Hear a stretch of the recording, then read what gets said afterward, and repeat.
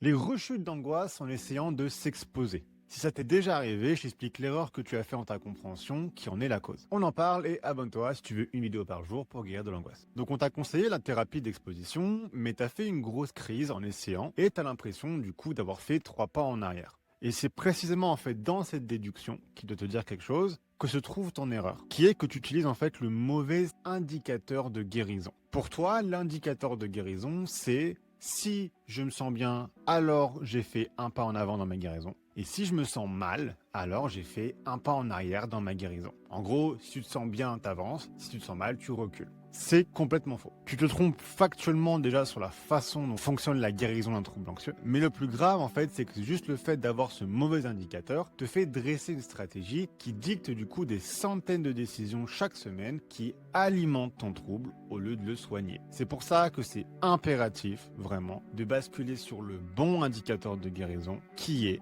la fréquence des pensées de renonciation au CCR. En gros, combien de fois par semaine tu renonces à un des 22 mécanismes de recherche de contrôle, certitude ou réassurance. Et ce, peu importe comment tu te sens. Donc soit par force de volonté pour les mécanismes physiques, donc ceux sur la colonne de gauche, soit grâce à l'effet Game of Thrones que tu as cultivé via ton journaling quotidien pour les mécanismes cognitifs, donc ceux sur la colonne de droite.